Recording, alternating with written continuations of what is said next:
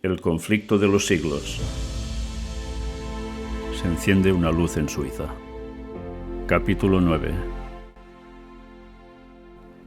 La luz en las tinieblas resplandece, y las tinieblas no prevalecieron contra ella. Hubo un hombre enviado de Dios, el cual se llamaba Juan. Este vino por testimonio, para que diese testimonio de la luz, a fin de que todos creyesen por él. No era él la luz, sino para que diese testimonio de la luz. En la elección de los instrumentos divinos que sirvieron para reformar a la Iglesia, se nota el mismo plan divino de quienes la establecieron. El Maestro Celestial pasó por alto a los grandes de la tierra y eligió a los más pequeños. Los principales reformadores eran hombres de humilde condición y más ajenos que sus coetáneos a todo sentimiento de orgullo de casta, así como a la influencia del fanatismo clerical. El plan de Dios es valerse de instrumentos humildes para la realización de grandes fines. La gloria no se tributa entonces a los hombres, sino a aquel que obra por medio de ellos el querer y el hacer según su buena voluntad. Pocas semanas después que naciera Lutero en la cabaña de un minero de Sajonia, nació Ulrico Zwinglio en la choza de un pastor de los Alpes. Las circunstancias de que Zwinglio se vio rodeado en su niñez y su primera educación contribuyeron a prepararlo para su futura misión. Criado entre bellezas naturales imponentes, quedó desde temprano impresionado por el sentimiento de la inmensidad, el poder y la majestad de Dios. La historia de las hazañas que tuvieran por teatro sus montes natales inflamó las aspiraciones de su juventud. Junto a su piadosa abuela, oyó los pocos relatos bíblicos que ella espigara entre las leyendas y tradiciones de la iglesia. Con verdadero interés oía él hablar de los grandes hechos de los patriarcas y de los profetas, de los pastores que velaban sobre sus ganados en los cerros de Palestina, donde los ángeles le hablaron del niño de Belén y del hombre del Calvario. Lo mismo que Juan Lutero, el padre de Zwinglio, deseaba dar educación a su hijo, y sabía que en su pueblo natal no la podría obtener. Entonces, ¿qué hizo? A los 13 años fue a Berna, que poseía entonces la mejor escuela de Suiza. Sin embargo, surgió un peligro que amenazaba dar en tierra con lo que de él se esperaba. Los frailes hicieron esfuerzos muy resueltos para seducirlo a que entrara en un convento. Los monjes franciscanos y los dominicos rivalizaban por ganarse el favor del pueblo, y al efecto se esmeraban a porfia en el adorno de los templos, en la pompa de las ceremonias y en lo atractivo de las reliquias y de las imágenes milagrosas. Los dominicos de Berna vieron que si le fuera posible ganar a un joven de tanto talento, obtendrían ganancias y honra. A estos no se les escapa ninguna oportunidad. Su tierna juventud, sus dotes de orador y escritor, su genio musical y poético serían de más efecto que la pompa y el fausto desplegados en los servicios, para atraer al pueblo y aumentar las rentas de su orden. Valiéndose de engaños y lisonjas, intentaron inducir a Zwinglio a que entrara en su convento. Cuando Lutero era estudiante, se encerró voluntariamente en una celda y se habría perdido para el mundo si la providencia de Dios no le hubiera libertado. No se le dejó a Zwinglio correr el mismo riesgo. Supo providencialmente su padre cuáles eran los designios de los frailes. Y como no tenía intención de que su hijo siguiera la vida indigna y holgazana de los monjes, vio que su utilidad para el porvenir estaba en eminente peligro y le ordenó que regresara a su casa sin demora. Tremendo discernimiento de padre. El mandato fue obedecido, pero el joven no podía sentirse contento por mucho tiempo en su valle natal y pronto volvió a sus estudios, yéndose a establecer por algún tiempo en Basilea. En esta ciudad fue donde Zwinglio oyó por primera vez el Evangelio de la gracia de Dios. Wittenbach, profesor de idiomas antiguos, había sido llevado en su estudio del griego y del hebreo al conocimiento de las Sagradas Escrituras, y por su medio la luz divina esparcía sus rayos en las mentes de los estudiantes que recibían de él enseñanza. Declaraba el catedrático que había una verdad más antigua y de valor infinitamente más grande que las teorías enseñadas por los filósofos y los escolásticos. Esta antigua verdad consistía en que la muerte de Cristo era el único rescate del pecador. Estas palabras fueron para Zwinglio como el primer rayo de luz que alumbra el amanecer. Pronto fue llamado Zwinglio de Basilea para entrar en lo que iba a ser la obra de su vida, su primer campo de acción fue una parroquia alpina no muy distante de su vallenato. A medida que escudriñaba las escrituras, más claro le resultaba el contraste entre las verdades en ellas encerradas y las herejías de Roma. Se sometía a la Biblia y la reconocía como palabra de Dios y única regla suficiente e infalible. Veía que ella debía ser su propio intérprete. No se atrevía a tratar de explicar las Sagradas Escrituras para sostener una teoría o doctrina preconcebida, sino que consideraba su deber aprender lo que ellas enseñan directamente y de un modo evidente. Procuraba valerse de toda ayuda posible para obtener un conocimiento correcto y pleno de sus enseñanzas, e invocaba al Espíritu Santo, el cual, declaraba él, quería revelar la verdad a todos los que la investigasen con sinceridad y en oración. Zwinglio decía: Las Escrituras vienen de Dios, no del hombre, y ese mismo Dios que brilla en ellas te dará a entender que las palabras son de Dios. La palabra de Dios no puede errar. Es brillante, se explica a sí misma, se descubre, ilumina el alma con toda salvación y gracia, la consuela en Dios y la humilla hasta que sea anonada, se niega a sí misma y se acoge a Dios. Zwinglio no había recibido de Lutero la doctrina que predicaba. Era la doctrina de Cristo y él mismo explicaba: Si Lutero predica a Jesucristo, hace lo que yo hago. Los que por su medio han llegado al conocimiento de Jesucristo son más que los conducidos por mí. Pero no importa, yo no quiero llevar otro nombre que el de Jesucristo, de quien soy soldado, y no reconozco otro jefe.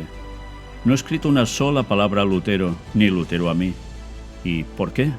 Pues para que se viese de qué modo el Espíritu de Dios está de acuerdo consigo mismo, ya que, sin acuerdo previo, enseñamos con tanta uniformidad la doctrina de Jesucristo.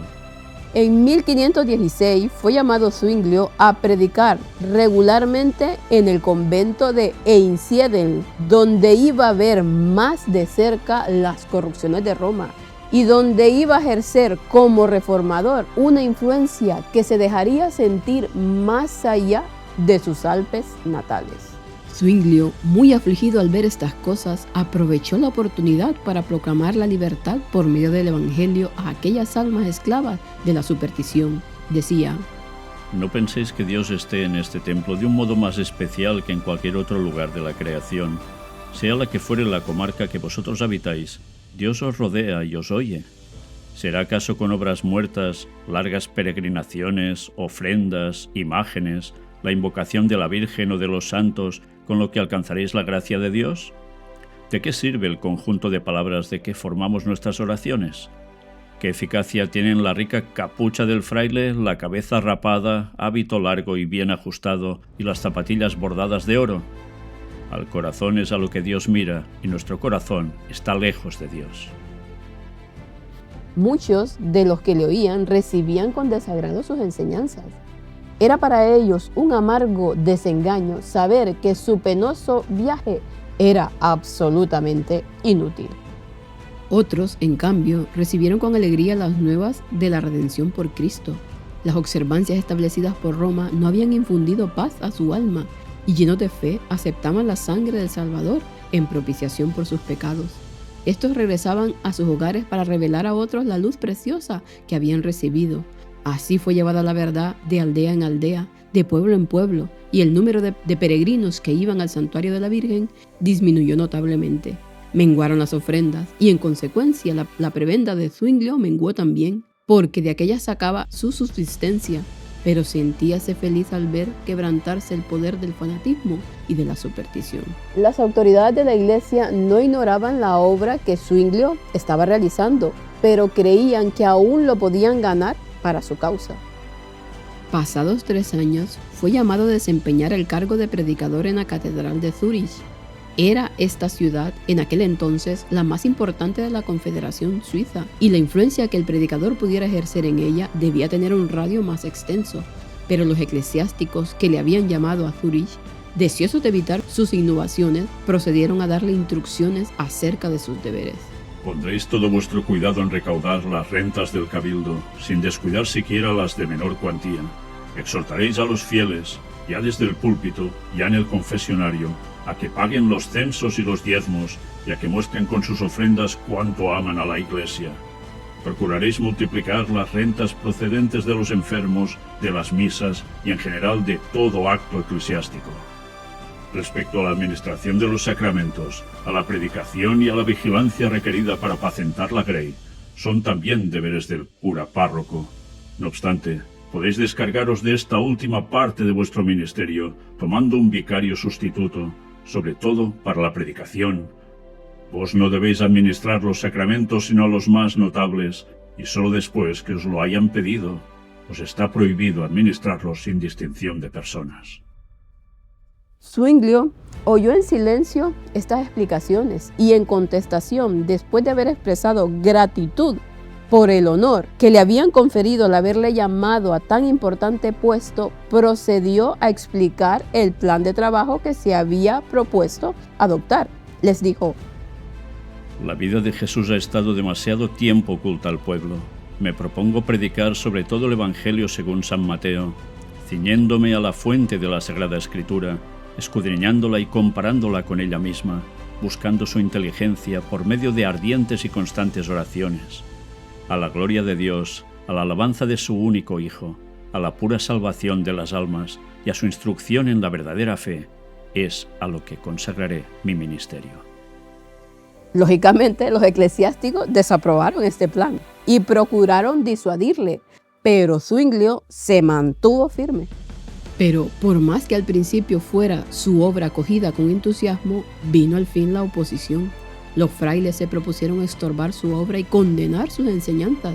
Muchos le atacaron con burlas y sátiras, otros le lanzaron insolencias y amenazas. Sin embargo, Zwinglio todo lo soportaba con paciencia, diciendo: Si queremos convertir a Jesucristo a los malos, es menester cerrar los ojos a muchas cosas.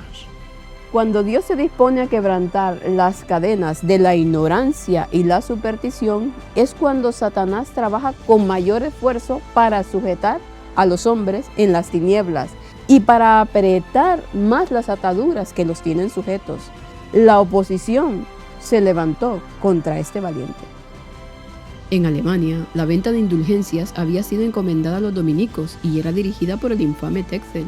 En Suiza, el tráfico fue puesto en manos de los franciscanos, bajo la dirección de un fraile italiano llamado Sansón. Había prestado estos ya buenos servicios a la Iglesia y reunido en Suiza y en Alemania grandes cantidades para el tesoro del Papa.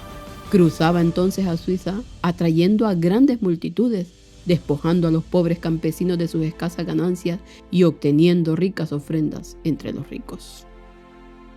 Y tuvo que salir derrotado de Suiza. Un fuerte impulso recibió la reforma con la aparición de la peste o gran mortandad que azotó a Suiza en el año 1519. Al verse los hombres cara a cara con la muerte, se convencían de cuán vanos e inútiles eran los perdones que habían comprado poco antes y ansiaban tener un fundamento más seguro sobre el cual basar su fe. Zwinglio se contagió en Zúrich y se agravó de tal modo que se perdió toda esperanza de salvarle, y circuló por muchos lugares el rumor de que había muerto. En aquella hora de prueba, su valor y esperanza no vacilaron. Miraba con los ojos de la fe hacia la cruz del Calvario y confió en la propiciación absoluta allí alcanzada para el perdón de los pecados. Cuando volvió a la vida, después de haberse visto a las puertas del sepulcro, se dispuso a predicar el Evangelio con más fervor que nunca antes, y sus palabras iban revestidas de nuevo poder. El pueblo dio la bienvenida con regocijo a su amado pastor que volvía de los umbrales de la muerte. Ellos mismos habían tenido que atender a enfermos y moribundos y reconocían mejor que antes el valor del Evangelio. Zwinglio había alcanzado ya un conocimiento más claro de las verdades de este y experimentaba mejor en sí mismo su poder regenerador. Paso a paso avanzaba la reforma en Zúrich. Alarmados, los enemigos se levantaron en activa oposición. Fueron dirigidos repetidos ataques contra Zwinglio en los cantones que reconocían al Papa. De vez en cuando, algunos discípulos del Evangelio eran entregados a la hoguera. Pero esto no bastaba. El que enseñaba la herejía debía ser amordazado. Por lo tanto, el obispo de Constanza envió 3 diputados al Consejo de Zúrich para acusar a Zwinglio de enseñar al pueblo a violar las leyes de la Iglesia, con lo que trastornaba la paz y el buen orden de la sociedad. Insistía él en que si se menospreciaba a la suprema autoridad de la Iglesia, vendría como consecuencia una anarquía general. Zwinglio replicó que por 4 años había estado predicando el Evangelio en Zúrich. Los diputados habían exhortado a los concejales a que no abandonaran la iglesia, porque fuera de ella, decían, no hay salvación. Zwinglio replicó: que esta acusación nos conmueva. El fundamento de la Iglesia es aquella piedra de Jesucristo, cuyo nombre dio a Pedro por haberle confesado fielmente. En toda nación el que cree de corazón en el Señor Jesús se salva. Fuera de esta Iglesia, y no de la de Roma, es donde nadie puede salvarse. Como resultado de la conferencia, uno de los diputados del obispo se convirtió a la fe reformada. El consejo se abstuvo de proceder contra Zwinglio y Roma se preparó para un nuevo ataque. Cuando el reformador se vio amenazado por los planes de sus enemigos, exclamó: que vengan contra mí. Yo los temo lo mismo que un peñasco escarpado teme las olas que se estrellan a sus pies. A medida que la reforma se fue afianzando en Zúrich, se vieron más claramente sus frutos en la supresión del vicio y en el dominio del orden y de la armonía. Escribía Zwinglio: La paz tiene su habitación en nuestro pueblo. No hay disputas, ni hipocresías, ni envidias, ni escándalos. ¿De dónde puede venir tal unión sino del Señor y de la doctrina que enseñamos, la cual nos colma de los frutos de la piedad y de la paz? Si lograban por una vez tener a Zwinglio en su poder, tendrían mucho cuidado de que no se les escapase. Una vez acallado el jefe, todo el movimiento sería aplastado. Este plan, por supuesto, se mantuvo en la mayor reserva. El punto señalado para el debate fue Baden, pero Zwinglio no concurrió. El Consejo de Zúrich, sospechando los designios de los papistas y advertido del peligro por las horrendas piras que habían sido encendidas ya en los cantones papistas para los confesores del Evangelio, no permitió que su pastor se expusiera a este peligro. En Zúrich estaba siempre listo para recibir a todos los partidarios de Roma que ésta pudiera enviar, pero ir a Baden, donde poco antes se había derramado la sangre de los martirizados por la causa de la verdad, era lo mismo que exponerse a una muerte segura. Ecolampadio y Haller fueron los elegidos para representar a los reformadores, en tanto que el famoso doctor Eck, sostenido por un ejército de sabios doctores y prelados, era el campeón de Roma. En la conferencia, Eck subía orgullosamente a un púlpito soberbiamente decorado, en tanto que el humilde Ecolampadio, pobremente vestido, estaba obligado a sentarse frente a su adversario en tosca plataforma. La voz estentoria de aquel y la seguridad de que se sentía poseído nunca le abandonaron. Su celo era estimulado tanto por la esperanza del oro como de la fama, porque el defensor de la fe iba a ser recompensado con una hermosa cantidad. A falta de mejores argumentos, recurría a insultos y aún a blasfemias. Ecolampadio, modesto y desconfiado de sí mismo, había rehuido el combate y entró en él con esta solemne declaración: No reconozco otra norma de juicio que la palabra de Dios. En nuestra Suiza las tradiciones carecen de fuerza a no ser que estén de acuerdo con la Constitución, y en asuntos de fe, la Biblia es nuestra única Constitución. El contraste entre ambos contendientes no dejó de tener su efecto. La serena e inteligente argumentación del reformador, el cual se expresaba con tan noble mansedumbre y modestia, impresionó a los que veían con desagrado las orgullosas pretensiones de Eck. El debate se prolongó durante 18 días. Al terminarlo, los papistas cantaron victoria con gran confianza y la Dieta declaró vencidos a los reformadores y todos ellos, con Zwinglio, su jefe, separados de la iglesia. Pero los resultados de esta conferencia revelaron de qué parte estuvo el triunfo. El debate tuvo por consecuencia un gran impulso para la causa protestante y no mucho tiempo después las importantes ciudades de Berna y Basilea se declararon en favor de la reforma. A veces parece que la oscuridad aplasta la luz, pero la luz eterna vuelve a resurgir de entre las cenizas.